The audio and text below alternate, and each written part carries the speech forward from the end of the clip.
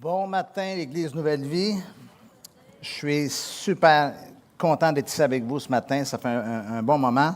Je vais en profiter pour remercier particulièrement Pasteur Claude qui est en vacances en ce moment pour sa confiance envers moi au fil de toutes ces années. Cette année, c'est 30 ans de Nouvelle Vie. Donc, je peux vous dire à tous ceux qui sont ici que je suis un témoin oculaire pour avoir été à l'intérieur des murs pendant tellement d'années que c'est la main de Dieu et la grâce de Dieu qui a agi dans cette Église pour en faire non seulement un fleuron, mais surtout une source de transformation pour tellement de gens au fil de toutes ces années. Ce n'est pas terminé, évidemment. Ce matin, j'ai un message pour vous, un message d'encouragement. La vie n'est pas facile et peut-être que vous êtes arrivé ce matin avec un état d'âme qui pourrait un peu ressembler à ceci. Je suis au bout, je suis à bout, j'ai plus la force de continuer. J'ai le goût de tout lâcher. Et vous vous demandez même pourquoi, encore une fois, vous continuez vous devriez continuer jusqu'à un certain point. Et peut-être que pour certains d'entre vous ce matin, c'est là, Dieu, il faut que tu me parles ce matin. Je suis venu à l'Église, ma semaine a été difficile, mon mois a été difficile, mon année peut-être pour certains d'entre vous a été difficile. Vous savez, cette année 2023, ça fera 45 ans que je suis dans le ministère. Vous pouvez vous imaginer qu'au fil de toutes ces années, j'ai rencontré beaucoup de gens. J'ai des heures et des heures d'entretien auprès de gens qui sont dans des moments difficiles. Et tout ce cheminement, je suis un peu... je suis plus... À quel âge on prend la retraite, Mathieu? Je t'entendais tantôt parler. Je pense que j'ai dépassé l'âge de la retraite, non? J'ai passé tout droit. Et la réalité, c'est que je me questionne au fil de tout ça. Je fais des bilans, je regarde en arrière, je repense à des gens et tout ça. Et ça m'amène à plein de questions comme qu'est-ce qui fait qu'un couple s'épanouit à long terme et que d'autres échouent parfois, douloureusement, un échec douloureux? Qu'est-ce qui fait que des jeunes réussissent leurs études et d'autres vivent d'échec en échec en échec? Et au moment où je dis ça, je pense à moi quand j'étais ado. Pourquoi certains parents semblent si bien réussir avec leurs enfants et d'autres avoir énormément de difficultés ou du moins réussir beaucoup moins? Pourquoi certains, dans des conditions de départ difficiles dans la vie, un peu comme si l'échec se préparait pour eux, en dépit de cela, réussissent à tirer leur épingle du jeu, dis-je, à rebondir et à tirer une meilleure partie de la vie? Bon, évidemment, il y a des réponses personnelles, individuelles à tout ce genre de questions. On peut revoir chacune de ces situations avec des personnalités très individualisées, très personnalisées, mais généralement, dans ce genre de situation, la réponse, vous savez, se situe à l'intérieur de chacun de nous. Quant à nos forces, à nos faiblesses, quant à nos défauts, nos qualités, face à ce que nous sommes au plus profond de nous-mêmes, dans la capacité de composer avec ce à quoi on a à faire face, là-dessus, on se différencie tous. Mais ce matin, je vais vous encourager, on va jeter un regard dans certains éléments clés de la parole de Dieu. Si vous permettez ce premier texte qu'on retrouve dans l'Épître aux Hébreux qui dit « Nous désirons que chacun de vous montre le même empressement en vue d'une pleine espérance, en sorte que vous ne soyez pas nonchalants et que vous imitiez ceux qui par la foi et la persévérance, répétez après moi, persévérance, reçoivent l'héritage promis. » Ça, c'est la version très traditionnelle de ce texte. Je vous ai rajouté une petite traduction plus français courant, plus contemporaine, qui ressemble à ceci. « Mais nous désirons que chacun de vous fasse preuve du même zèle, de la même ardeur jusqu'à la fin, afin que votre espérance, ce à quoi vous espérez, se réalise pleinement. Ne vous relâchez pas, mais suivez l'exemple de ceux qui croient avec persévérance et qui reçoivent ainsi ce que Dieu a promis pour eux. » Et ce texte prend place dans Hébreux chapitre 6, et un peu plus loin, si vous allez quelques versets plus loin, il y a quelque chose qui se passe, une révélation qui nous est apportée du positionnement, de la stature d'un patriarche qui s'appelle Abraham. Dieu dit à Abraham, « Certainement je te bénirai et je multiplierai ta postérité. » C'est ainsi qu'Abraham, ayant persévéré, obtint ce qui lui avait été promis. Ayant persévéré, a vu l'accomplissement de la promesse. Ce matin, je suis venu vous dire qu'il y a des choses dans la vie qui ne s'obtiennent que par la persévérance. Je vais répéter. Il y a des choses dans la vie qui ne s'obtiennent que par la persévérance. Je regardais ce matin, on a eu le moment de prière, je regardais le staff Nouvelle Vie qui augmente et tout ça, et je pensais à des gens que je voyais, je voyais des gens qui ont toute une histoire. et que je sais qu'ils sont où ils sont aujourd'hui parce qu'ils n'ont pas abandonné, ils n'ont pas lâché en cours de route. Je ne peux pas mentionner de nom, mais je connais les histoires. Je connais mon histoire. Il y a des choses dans la vie qui ne s'obtiennent que par la persévérance. Qu'est-ce que cela signifie? C'est que les gens persévérants atteignent des sommets que les gens non persévérants n'atteindront jamais. Que ceux qui persistent jusqu'au bout jouissent d'un bonheur, je dirais, d'une satisfaction que d'autres n'ont pas. Que ceux qui persévèrent, écoutez-moi bien, obtiennent la promesse que Dieu leur a faite et que ceux qui lâchent en cours de route manquent de peu parfois la manifestation de ce que Dieu avait pour eux. Dites, ah, si peu? Oui, souvent si peu. Le texte que j'ai lu, les 2 versets que j'ai lus, met en présence Abraham qu'on appelle le père de la foi. Et la promesse que Dieu lui a faite, et c'est important de saisir cette notion-là, parce que cette promesse, je te comblierai de bénédictions et je multiplierai ta descendance, s'adresse aussi à chacun de nous, parce que nous sommes les fils d'Abraham. Et on le sait à cause des études et de la théologie, tout ça, que le désir de Dieu à Abraham transcende jusqu'à nous aujourd'hui. Donc, nous avons aussi, nous, accès à cette promesse, à cette réalité que Dieu veut nous bénir, que Dieu veut nous combler de bénédictions en tant que tel. Je vais vous confesser quelque chose ce matin. J'avais de la difficulté avec la persévérance, avec le mot persévérance, plus le mot que l'attitude en tant que telle. Pour moi, persévérance, elle avait une connotation particulièrement négative. Et si vous me regardez un instant, c'est un peu comme accroche-toi, là, ça va être long, long, long. J'avais cette image de la persévérance. Et étant donné que je suis nord-américain, on a une influence d'un petit pays pas très loin de chez nous qui s'appelle les États-Unis d'Amérique où la foi était placardée partout, la foi. Et donc, j'avais l'impression que la foi, c'était la réaction suprême et la persévérance, c'est une espèce de sous-produit pour ceux qui ont pas assez de foi. Vous voyez un peu comment j'avais une drôle de lecture de la réalité. Et j'ai pensé comme ça pendant longtemps jusqu'au jour où j'ai vu ce texte d'Abraham qui a persévéré. Et vous savez comment on appelle Abraham? On l'appelle le père de la foi. Alors, si Abraham, le père de la foi, a dû persévérer, à combien plus forte raison nous devons persévérer? Alors, trouvez-moi quelqu'un qui croit, je vais vous trouver quelqu'un qui persévère, et trouvez-moi quelqu'un qui persévère et qui ne lâche pas, je vais vous trouver quelqu'un qui croit. Les deux sont indissociables de la réalité de la vie. On voudrait parfois que les choses se passent rapidement, instantanément, mais plus souvent qu'autrement, et vous le savez pour votre propre vie, faut travailler fort, faut pas lâcher, faut continuer à progresser. Ça amène la question, qu'est-ce que la persévérance au juste?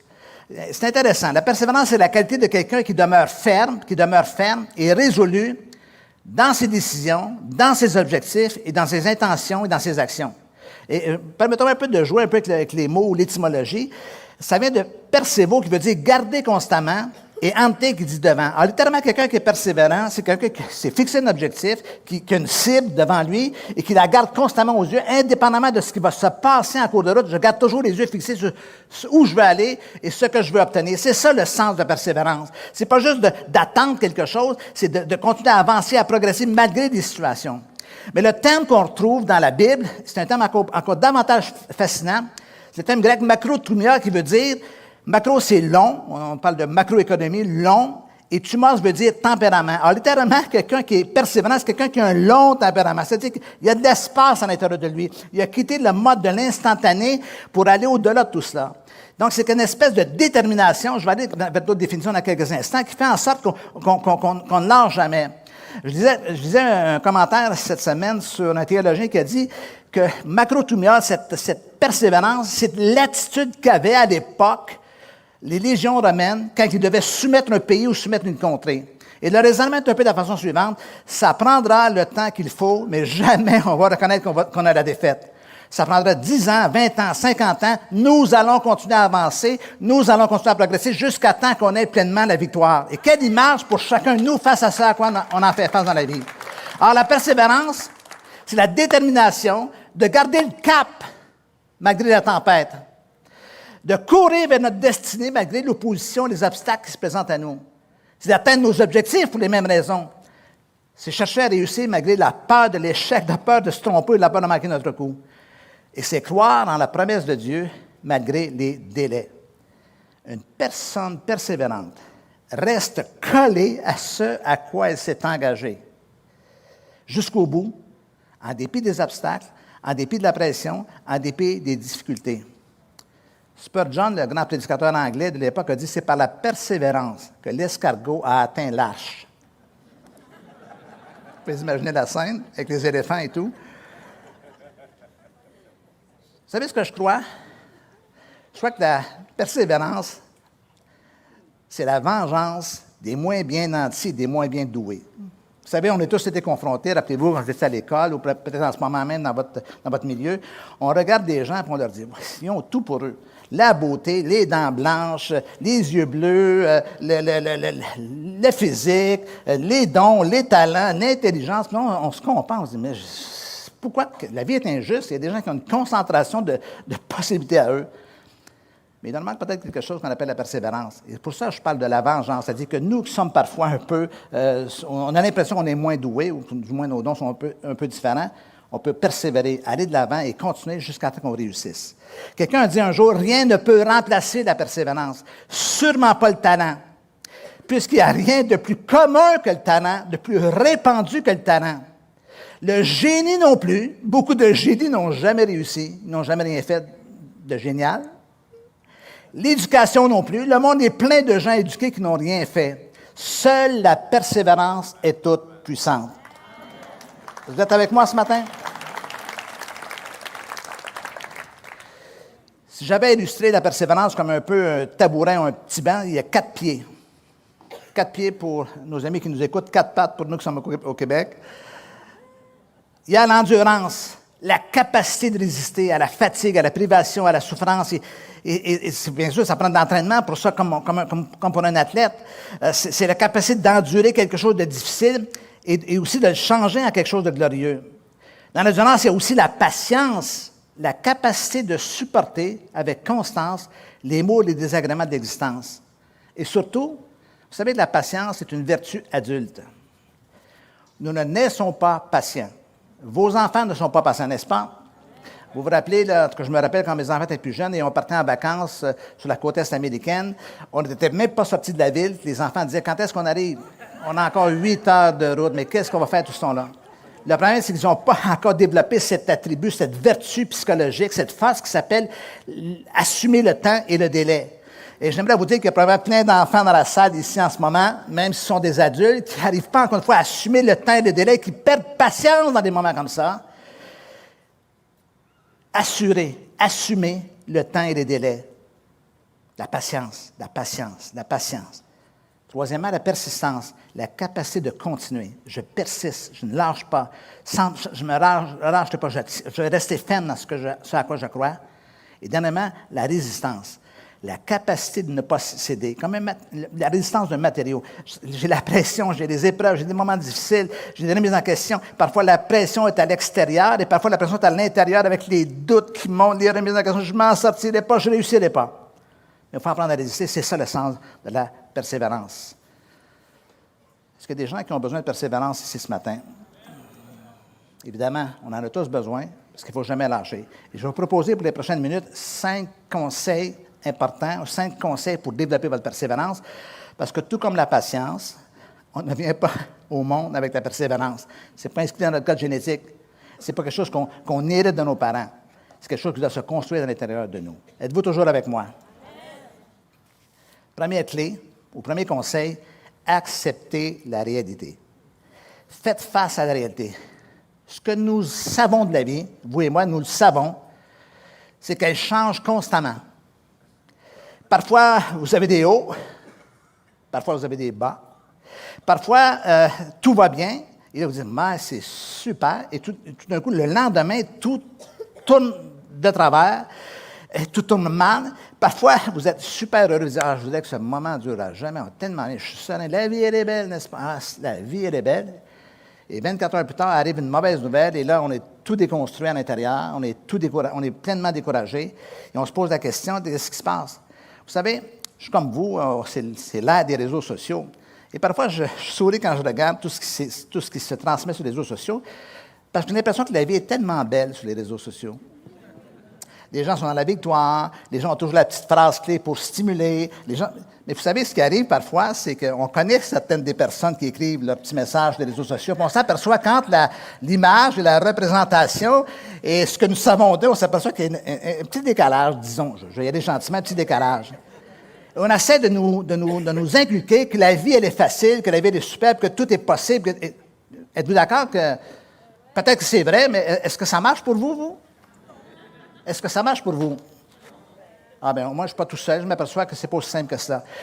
Faire face à la réalité. Essayez de vous imaginer quelque chose, l'espace d'un instant. Vous avez un enfant qui naît, vous prenez votre petit bébé, puis vous commencez à lui expliquer c'est quoi la vie. Là, mon petit bébé, je vais t'expliquer, premièrement, excuse-moi, l'accouchement n'a pas été trop dur pour toi? Ça va, ça se passe bien, OK? Mais maintenant, tu rentres dans un monde où la vie va être tellement, mais tellement belle. Tu vas être accueilli dans une famille, ta maman va toujours être de bonne humeur et ton père ne cessera jamais de s'occuper de toi. Ton frère et ta soeur vont t'aimer, ils vont te chérir, ils vont te protéger, ils vont te gâter. Puis un jour, tu vas aller à la garderie. Puis là, à la garderie, tu vas avoir plein de petits amis qui vont être contents, ils vont jouer avec toi. Ils vont même te céder leurs jouets pour que tu puisses t'amuser. Et là, ça va être des années de bonheur à la galerie. Après coup, tu vas rentrer à l'école primaire. À l'école primaire, tes amis vont être en rang, ils vont te saluer, super bienvenue. Tu vas avoir des enseignantes d'année en année qui vont t'aimer, qui vont t'aider, et ça va être super. Et après coup, tu vas arriver à l'école secondaire. Et là, tu avais commencé à apprendre des choses tellement faciles au primaire, le français, les mathématiques, tout ça, c'était facile. Mais au secondaire, tu as encore davantage d'expérience, là. Ça va être encore plus facile. Tu vas apprendre des matières tellement faciles. La physique, la chimie. Et tu vas continuer comme ça d'année en année, toujours avec plein d'amis autour de toi. Tu vas être le roi de la classe ou la reine de la classe. Et tu vas arriver au collège, je ne t'ai pas dire au cégep, mais au cégep, des fois, on ne sait pas trop ce qui se passe. On va sauter une étape.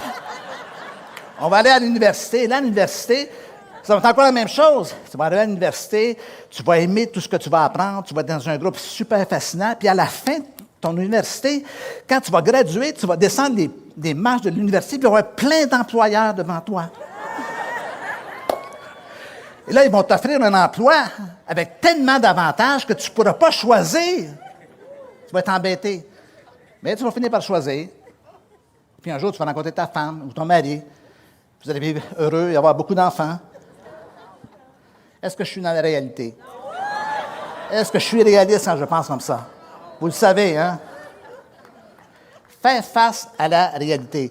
Jésus a dit à ses disciples, vous êtes de ceux qui avaient persévéré avec moi. Qui avaient persévéré avec moi dans mes épreuves, dans mes défis. Et c'est pourquoi je dispose du royaume pour vous. Il y a des choses dans la vie qui ne s'obtiennent que par la persévérance.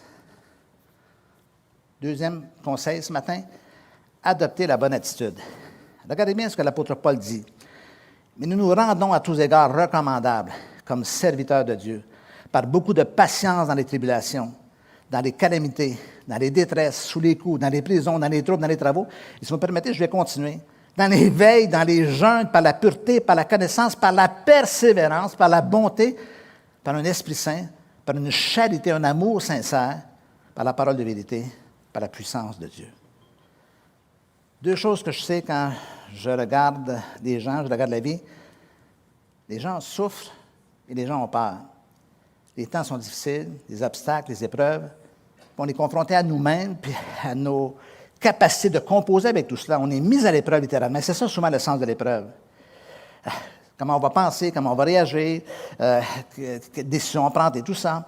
Et plus que tout, il y a quelque chose qui doit se joindre à l'intérieur de nous, c'est un positionnement intérieur qu'on appelle une attitude. Et de façon intéressante, le mot attitude vient de l'italien attitudine qui décrivait le positionnement physique des modèles devant les grands peintres et les grands sculpteurs, façon de se positionner. Puis avec les années, ce mot-là a évolué, progressé, jusqu'à décrire un positionnement intérieur, des aspects beaucoup plus, je dirais, psychologiques et spirituels. Donc, une attitude intérieure qui est une disposition et qui m'amène à voir les choses de façon différente. Ce positionnement intérieur peut être parfois positif. On regarde la vie avec un certain regard beaucoup plus positif en termes de possibilités. Et parfois, cette attitude, elle est négative, ce qui fait en sorte qu'on voit tout en gris, on voit tout en noir. Et vous êtes d'accord avec moi que quelqu'un qui a une attitude négative a moins de résultats dans la vie que quelqu'un qui a une attitude positive? Tout ça, ça fait une différence en la réalité. Mais notre attitude va déterminer comment nous nous ressentons, comment nous réagissons, comment nous nous comportons, comment nous établissons nos relations avec les gens, tout ça à partir d'un positionnement intérieur. Mais il n'est pas facile, parfois, de garder une bonne attitude. La vie n'est pas facile, je le répète, surtout lorsqu'on est sous pression, anxieux, contrarié. Les gens souvent baissent les bras, jettent l'éponge devant l'adversité, comme s'ils pouvaient démissionner de la vie. Regardez bien ce que l'apôtre Paul dit. Ce n'est pas que j'ai déjà remporté le prix ou que j'ai déjà atteint la perfection, mais je cours pour tâcher de le saisir, puisque moi aussi j'ai été saisi par Jésus-Christ. Frère, je ne pense pas l'avoir saisi, mais j'ai fait une chose, oubliant ce qui est en arrière. Une bonne attitude quant au passé. On vit tous des échecs. Je ne peux pas regarder tout mon parcours de vie sans voir à quelque part des épisodes d'échecs, de rêves déçus, d'objectifs que je n'ai jamais rencontrés, tout cela. Mais l'apôtre Paul dit, oubliant ce qui est en arrière. Le sens d'oublier, ce n'est pas le sens d'effacer, ça va toujours demeurer là, évidemment, il n'y a pas de mécanisme pour effacer tout ça. Mais j'ai appris une chose dans la vie. Quand un chapitre se termine, il faut aller au chapitre suivant. Il faut passer à autre chose. Il faut tourner la page. Il faut aller de l'avant. Paul dit, oubliant ce qui est en arrière, je focalise pas. Je vous donne un exemple que vous connaissez bien. Quels sont ceux qui ont une voiture ici? Bien sûr. Est-ce que vous avez remarqué dans la voiture que vous avez un pare-brise grand comme cela et que vous avez un rétroviseur grand comme ça, à peu près? Est-ce que vous avez remarqué que ce n'est pas l'inverse? Vous n'avez pas un rétroviseur grand comme ça et un pare-brise grand comme ça. Pourquoi? Pour la bonne et simple raison qu'en voiture, ce qui est plus important, c'est de regarder en avant et non de regarder en arrière. Maintenant, ça ne veut pas dire qu'on ne doit pas regarder derrière, parce qu'évidemment, vous avez déjà brisé votre rétroviseur, puis vous ne voyez pas ce qui se passe, c'est un peu insécurisant derrière. Mais il faut y aller en proportion, OK? En proportion de ce qui est important, de ce qui va nous mener vers une certaine réalité. Donc, une vision différente du passé. Le passé, il est là, mais il doit nous servir de levier pour l'avenir. Il doit nous servir aussi d'enseignant ou d'enseignement pour ne pas répéter les erreurs. Et je vous le dis, là, je vous le dis par expérience, avec les gens que j'ai aidés au fil des années, ce qui est dur pour un être humain, c'est de tirer des leçons du passé pour ne pas répéter constamment les mêmes erreurs. C'est ça qui est difficile. Mais c'est à ça qu'ils servent. Quand vous regardez en arrière et que vous avez mal suite à un rejet, suite à ce que des gens ont pu vous faire, suite à un échec, vous devez regarder un petit peu l'espace dans le sens, écoute, qu'est-ce que je découvre dans tout cela qui va me permettre de bâtir un avenir glorieux et surtout de ne pas répéter mes erreurs. Une attitude différente quant au passé, une attitude différente quant au futur. L'apôtre Paul dit, frère, je ne pense pas l'avoir saisi, mais je sais une chose, oubliant ce qui est en arrière et me portant vers ce qui est en avant, je cours, je poursuis, je cours vers le but pour remporter le prix de la vocation céleste de Dieu en Jésus-Christ. Super de belle image, me portant de l'avant. Est-ce que vous avez déjà réfléchi comment on avance dans la vie? Comment ça se fait qu'à tel âge, je suis ici et des années plus tard, en parcourant ma vie ou en grandissant, je me retrouve dans un autre milieu. Je ne parle pas d'un déplacement géographique, d'une distance physique. Là. En fait, quand on regarde un peu à se porter vers l'avant, c'est un symbole de croissance. En fait, la croissance humaine, là, c'est la manifestation d'un principe qui est le suivant. Regardez-moi bien, je réduis la distance entre où je suis et où je veux être.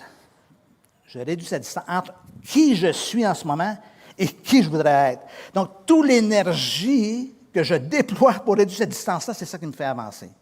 Je vais de l'avant. Je quitte cela pour arriver là. Puis vous savez qu'avec le passé, arrive un temps qu'il faut larguer les amarres du passé pour voguer vers ce que Dieu a pour chacun de nous. Vous ne pouvez pas rester attaché au quai. C'est beau mettre le plein gaz sur votre bateau. Vous allez tirer le quai, vous allez tirer le continent, mais vous n'avancerez pas. On largue les amarres, puis on se retourne vers ce que Dieu a pour chacun de nous pour l'avenir. Et c'est ça l'important. Une attitude différente. Et frères et sœurs, je veux insister sur le fait que l'attitude, c'est un positionnement intérieur. C'est à l'intérieur de vous que ça se joue, indépendamment des circonstances. Indépendamment des circonstances. Donc, regardez comment tout cela fonctionne à l'intérieur de vous en disant, il faut que je change ma façon de voir, il faut que je change ma façon de réagir, il faut que je change ma façon de penser parce que je vais faire du surplace et des choses n'avanceront pas, des choses ne se régleront pas. Troisièmement, attendez-vous à Dieu. Dieu dit à Abraham, certainement, je te bénirai et multiplierai ta prospérité. C'est Dieu qui dit ça à Abraham. Ce n'est pas Abraham qui revendique une grande postérité ou une grande prospérité non plus. C'est Dieu qui dit, moi, j'ai choisi de te bénir et de multiplier ta prospérité. Et regardez bien ce que le texte dit aussi dans 2 Corinthiens. C'est car pour ce qui concerne toutes les promesses de Dieu, toutes les promesses de Dieu, c'est en lui qu'est le oui. C'est pourquoi encore nous disons à Dieu l'Amen pour sa gloire. 2 éléments intéressants. Petite histoire de la vie et de l'enfance du pasteur Denis Morissette. Vous savez, ma mère s'est retrouvée veuve, elle avait 42 ans. Mon père est décédé, il avait 49 ans. J'avais 8 ans, j'étais le dernier de 4 garçons. Et ma mère s'est retrouvée monoparentale. On est dans les années 60 au Québec. Il y avait moins de ressources qu'à l'heure actuelle, évidemment. Et ma mère doit composer avec 4 garçons à la maison. Mais pour un peu maîtriser toutes les demandes des garçons et des sollicitations, elle avait trouvé un super de beau mot. Et le mot, vous savez ce que c'était? C'était non. Mais est-ce que je peux aller? Non. Mais est-ce que je peux aller au cinéma? Non. Mais est-ce que je peux avoir 25? Non. Donc, quand on est habitué de fonctionner avec un non, c'est vous l'effet que ça crée à chacun de nous? C'est qu'on arrête de demander, parce que la dernière chose qu'on va entendre sur la terre, c'est quoi? Ah, vous avez raison. Okay. Et ce texte-là dit que la promesse de Dieu, c'est un oui, c'est pas un non. Donc, quand vous arrivez à la prière, attendez, n'imaginez pas que du ciel, vous allez entendre un non. Non, non, non, non, non, non, non, non. Non, non, non. C'est un oui. C'est un oui. Et le mot, et encore une fois, ce qui est intéressant, c'est que le mot Amen dans cette phrase-là, quittez l'image de Amen. C'est pas ça l'idée. L'idée, c'est un appui. Le sens étymologique, c'est un appui. Il faut que ça en soit ainsi. C'est un peu comme si je peux m'appuyer sur lui, sur ses promesses, parce que c'est stable, c'est ce qui va se produire, c'est ce qui a été dit, c'est ce qui va se faire aussi. Et donc voilà pourquoi, pour nous, cette notion de s'attendre à Dieu, c'est pas quelque chose d'abstrait, c'est pas une fuite dans quelque chose de mystique ou quelque chose comme ça. C'est la conviction que Dieu, il est fidèle, on l'a chanté ce matin, et qu'il va répondre à mes besoins et qu'il va manifester ses promesses envers chacun de nous. Êtes-vous bon pour le 4e conseil? Apprenez à vous relever. Apprenez à vous relever. Paul dit, nous sommes pressés de toute manière, mais non réduits à l'extrémité. Dans la détresse, mais non le désespoir. Vous voyez, il relativise. Persécutés, mais non abandonnés. Abattus, mais non perdus. Donc, vous voyez, l'apôtre Paul, c'est mettre les choses dans la juste perspective. C'est vrai que ça ne va pas bien, mais je ne suis pas rendu à l'extrémité. Je suis dans la détresse, ça fait mal, mais je ne suis pas dans le désespoir. Il y a une expression, je m'excuse mesdames pour ça, à la boxe, qui dit « knock down but not knock out ». Je peux avoir mangé un gros coup, je peux être couché au tapis, mais ça ne veut pas dire que je suis KO. OK? On vit tous des temps d'épreuve où ça frappe durement, et on a la conviction qu'à quelque part, on ne s'en sortira pas. Il y a des gens en ce moment, peut-être ça peut être une rupture amoureuse, peut-être ça peut être une séparation. Vous ne voyez pas le jour où vous allez vous en sortir. Et peut-être ça peut être avec un enfant, peu importe la situation, peut-être à votre travail. Et là, vous dites, je ne vois pas, là, j'ai été sonné, là. Oui, vous êtes sonné, mais vous n'êtes pas KO. Ce n'est pas terminé la situation. Je vais vous raconter une anecdote. Peut-être que Pasteur Claude nous écoute, il ne va pas la valider, parce qu'il y a juste lui et moi qui sommes au courant de cela. En 2010, il est arrivé le drame le plus douloureux de notre vie de famille, de ma vie de famille. Ceux qui sont de ma génération, vous savez cette histoire-là. C'était là il y a 12-13 ans maintenant. Ma femme est tombée malade, la mère de mes enfants, et elle s'est retrouvée à l'hôpital avec un cancer. Et on a tenté pendant plusieurs mois avec l'équipe médicale de donner des traitements chimiques. Vous connaissez le cycle, ceux qui avaient perdu un être cher ou qui avaient vécu des traitements comme ça, comment c'est douloureux et c'est désespérant. Et un jour, elle a été évidemment transférée aux soins palliatifs puisqu'il n'y avait plus d'espoir médical pour qu'elle s'en sorte. Et je me souviens qu'un jour, je crois que c'était un matin, Pasteur Claude arrive dans la chambre d'hôtel avec Chantal.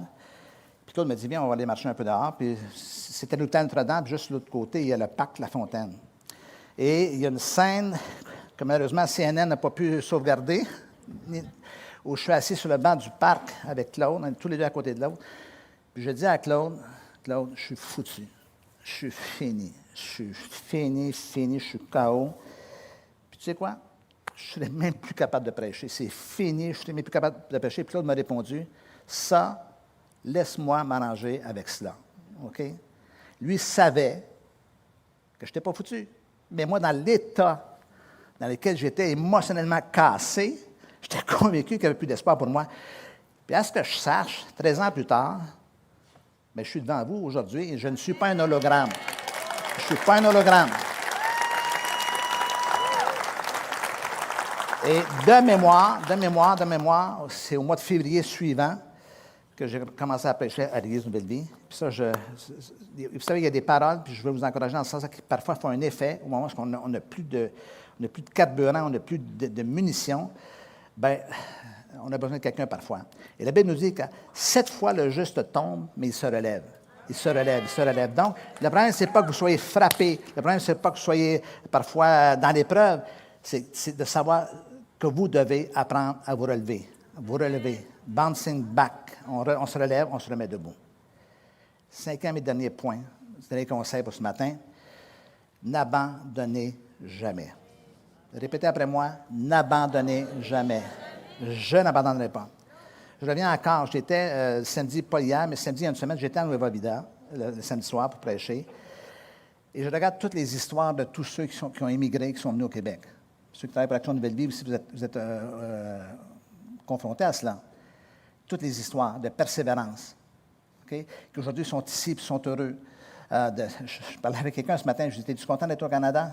Il dit oui. Je dis, oubliant ce qui est en arrière, c'est pourtant ce qui est en avant. Parce qu'un jour, dans son passé, c'était quelque chose de difficile, ce qu'il vivait. Il ne s'imaginait jamais qu'il y avait autre chose pour lui un peu plus tard. Mais la différence, c'est qu'il y a des gens qui vont abandonner.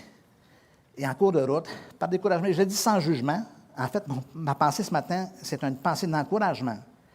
Notre histoire, votre histoire peut changer dans la mesure où vous ne lâchez pas et que vous n'abandonnez pas. Regardez bien certains exemples bibliques. C'est par la persévérance que Noé a bâti une arche en dépit des sarcasmes des gens qui l'entouraient. « Hé, Noé, tu fais quoi avec ton bateau? » C'est par la persévérance, on l'a vu tout à l'heure, qu'Abraham partit par la foi sans savoir où il allait. On s'en va où, mon chou? Je ne sais pas, mais on s'en va. Vous imaginez, là. Jacob, c'est par la persévérance que Jacob travailla 7 ans pour son beau-père pour obtenir le cœur de la belle Rachel. Dites, « Wow! »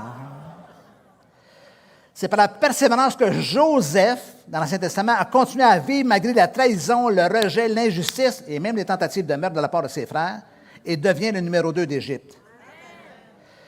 C'est par la persévérance que Moïse tourna 40 ans dans le désert avec un peuple incrédule vers la terre promise. C'est la persévérance qui lui permet de tenir ferme.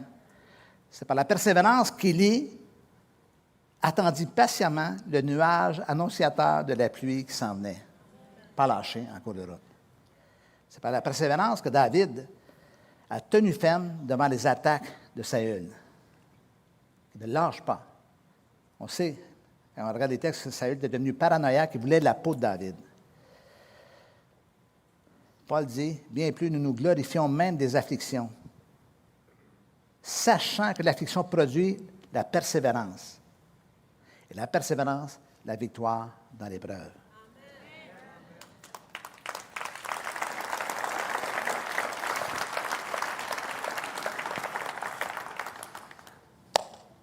On pourrait parler de Job. Qu'est-ce que vous en pensez? Jacques, dans son épître, dans sa lettre, dit, vous avez entendu parler de la patience, macroutimia, de la persévérance de Job. Et vous avez vu la fin que le Seigneur lui a accordée, car le Seigneur est plein de miséricorde et de compassion. Nous, quand on lit ce texte-là, on voit le dénouement parce qu'on connaît la fin du livre de Job. Mais si on fait un pas en arrière, qu'on retourne vers le livre de Job au chapitre 8, on découvre qu'un de ses amis lui a dit quelque chose un jour. Et ce verset-là, si vous saviez comment il était important pour moi, parce qu'il est attaché à mon histoire.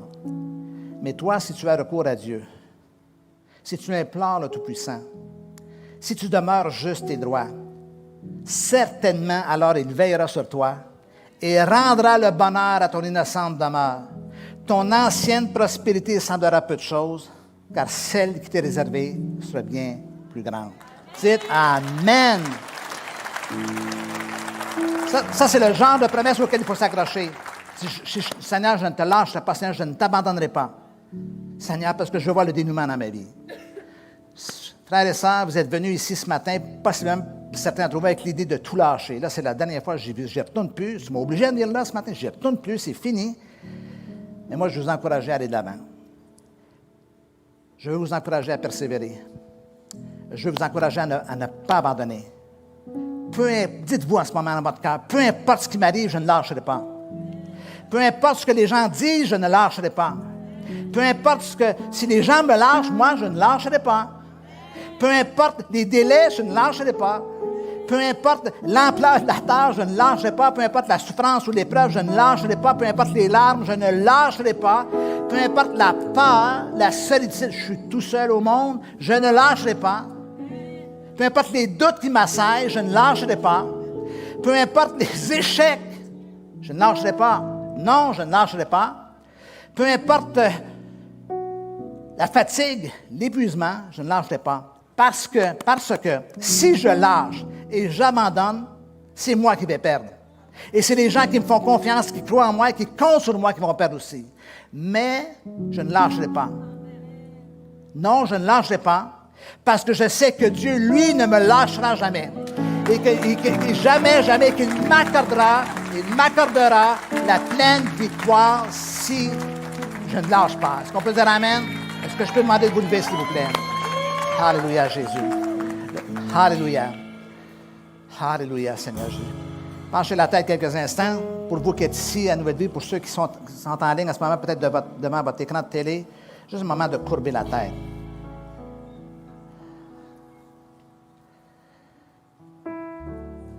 Ma prière, c'est que le Saint-Esprit puisse parler à vos cœurs en ce moment. Il est le consolateur, il vit en chacun de nous. Dieu ne nous a jamais promis que la vie serait facile. Il ne nous a jamais promis que la vie serait facile. Il nous a assuré d'une chose, c'est que jamais, il ne nous abandonnerait. Dieu n'est pas un Dieu qui lâche en cours de route. Peut-être vous avez l'impression ce matin que Dieu n'est pas là, ou que le ciel est fermé, que vous n'avez pas de réponse, que Dieu est silencieux. Mais ce matin, Dieu est là pour vous dire, ne lâche pas, parce que moi, je ne te lâcherai pas. Je suis fidèle, c'est ça la fidélité. Seigneur, je te prie pour tous ces gens qui regardent, qui entendent, ceux qui sont ici, ceux qui sont au-delà dans la francophonie. Seigneur, je prie, Seigneur, que par la présence de ton Esprit, tu puisses toucher leur cœur, que tu puisses les fortifier, que tu puisses les affermir pleinement, Seigneur. Les rendre inébranlables, Seigneur, devant les situations qu'elles nous en fait face. Certains avaient pris la décision d'abandonner, de lâcher prise, de jeter l'éponge, mais ce matin, Seigneur, ils se relèvent, ils lèvent la tête vers toi, parce que c'est vers toi qu'est la réponse, Seigneur. Tu as des promesses, Seigneur, tes promesses sont un oui pour chacun de nous, face à nos défis personnels, face à notre condition de vie. Il y a une vie même après l'épreuve. Tu as un plan dans plein de situations, Seigneur, qui ne cherche qu'à s'activer que dans la mesure où je vais rester fidèle, dans la mesure où je vais garder ma main dans ta main, dans la mesure comme Job, je ne renoncerai pas à toi, mais je vais rester juste et fidèle. J'avais décidé de tout plaquer, je ne plaquerai plus. Je me relève, je vais prendre soin de ma femme, de ma famille, de mon mari, de mes enfants. Je vais continuer à persévérer. J'ai des objectifs, j'ai des intentions, j'ai un plan pour ma vie, Seigneur, et je veux marcher dans cette voie-là, oubliant ce qui est en arrière. Oubliant ce qui est en arrière. Je me porte de ce qui est en avant et je vais poursuivre le but, poursuivre ce que tu as pour moi, Seigneur. Parce que je sais que non seulement je vais en retirer tous les bénéfices, les gens avec moi, aussi les gens qui m'entourent, ma famille, mes amis, mes frères, mes sœurs, mais aussi, Seigneur, je sais que toi, tu vas te glorifier en toutes choses. Ta gloire, je sais qu'elle est rattachée à ma condition personnelle aussi. Et Seigneur, je sais que tu sauras accomplir toutes choses.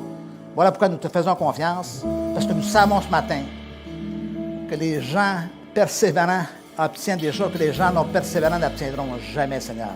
La puissance de la persévérance, la puissance de la persistance. Il y a des choses dans la vie qui ne s'obtiennent que par la persévérance. Et tous ensemble, nous pouvons dire Amen, Amen et Amen. Alléluia, Jésus. Alléluia, Jésus.